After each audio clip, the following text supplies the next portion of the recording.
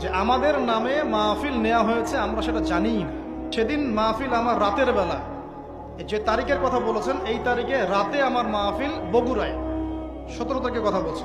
আমি জানি আমার ডায়েরিতে এখনো লেখা আছে রাতে মাহফিল বগুড়ায়। তারপরে শুনলাম কিছু দিনী ভাইয়ের মাধ্যমে যে ভাই গোবিন্দগঞ্জ এলাকায় আপনার নামে একটা মাহফিল অ্যারেঞ্জ করা হয়েছে এবং আপনার নামে প্রচুর টাকা পয়সাও তোলা হয়েছে। আমি বললাম কে মাহফিল নিয়েছে, কার মাধ্যমে?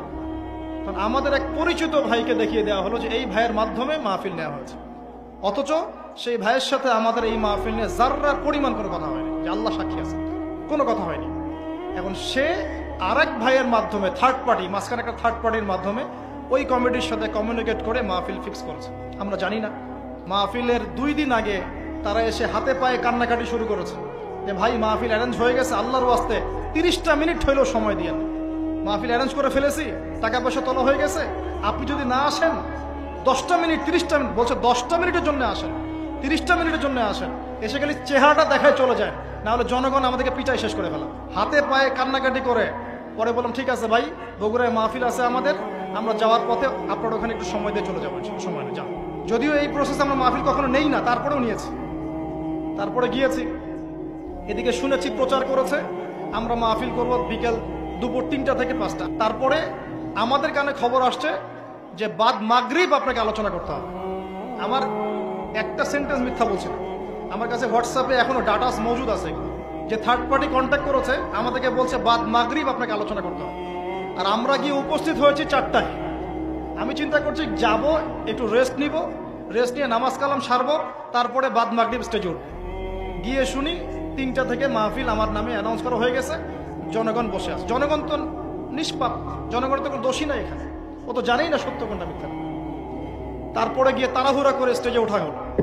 উঠে এই যে অনলাইনে প্রচার করছে 30 মিনিট বক্তব্য দিয়েছে, আমার নিজেই 45 মিনিট বক্তব্য দিয়েছে, 45 থেকে 50 মিনিটস আমি বক্তব্য দিয়েছি। আজকে যে আমি এখানে এসেছি আপনাদের এখানে, আমি কি 1.5 ঘন্টার কম আলোচনা করলাম? আমার কোনো মাহফিল আপনি দেখবেন না যে 1 ঘন্টা 15 মিনিট 1.5 ঘন্টার কম আলোচনা আছে। প্রত্যেকটা মাহফিল ইউটিউবে আছে, দেখে নিন। কোনো মাহফিল এরকম হয়নি কখনো।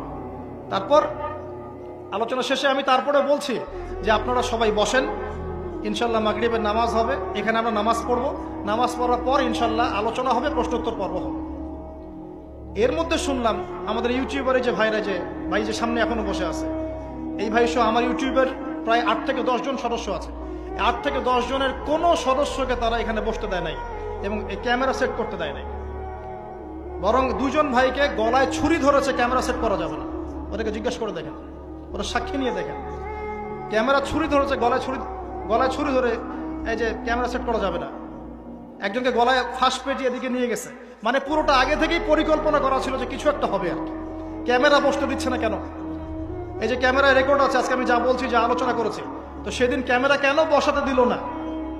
ইউটিউবারদের ক্যামেরা কেন বসাতে দিল না? ক্যামেরা থাকতো, দেখতো মানুষ কি হচ্ছে। ক্যামেরা ভাঙচুর করা হয়েছে, ক্যামেরা বসাতে দেওয়া হয়নি। আলোচনা করেছি, আলোচনা পরে বললাম বসেন, চলে আসবে।